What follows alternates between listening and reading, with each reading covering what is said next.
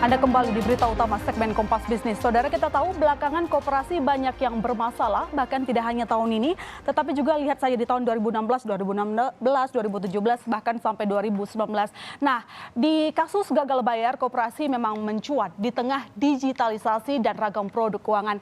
Koperasi tetap digemari. Kalau kita lihat, saudara, meski memang tadi ada jumlah investasi yang meningkat mulai dari peer-to-peer lending, reksadana saham, dan lain sebagainya. Namun dari total sebaran anggota dari koperasi itu memang terus menguat, terus meningkat, maksud saya, meski memang secara jumlah koperasi terus mengalami penurunan begitu ya. Masih ada 123.048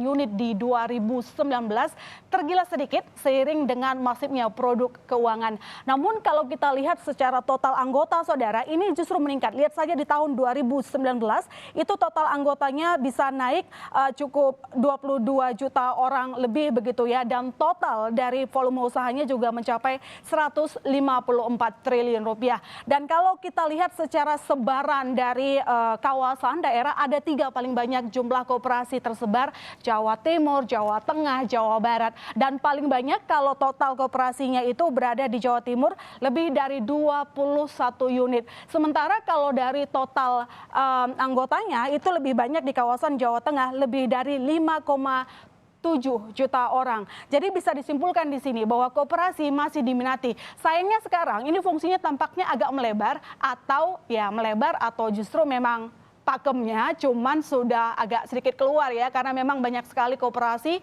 yang menawarkan imbal hasil double digit gitu. Nah, dari banyaknya koperasi muncul ini, saudara, ada aroma tak sedap dari praktiknya. Mulai dari gagal bayar hingga indikasi praktik rentenir. Pekan ini menjadi masa penentu bagi korban gagal bayar nasabah Koperasi Simpan Pinjam Indo Surya Cipta. Perdamaian tampaknya masih jauh dari cita-cita. Dalam rapat lanjutan penundaan kewajiban pembayaran utang PKPU, nasabah kecewa dengan skema termin pengembalian dana yang ditawarkan. Total ada 6.000 kreditor dengan tagihan lebih dari 14 triliun rupiah.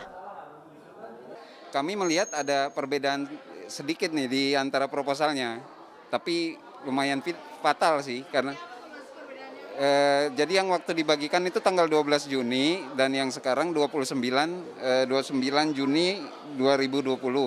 Maksudnya dibagikan baru pada hari ini juga, dan pengurus juga baru mengetahuinya hari ini.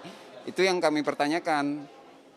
Di mana juga kalau dilihat dalam bagian-bagian di dalamnya juga ada beberapa perubahan yang berbeda, termasuk terminnya, terus besaran bunganya.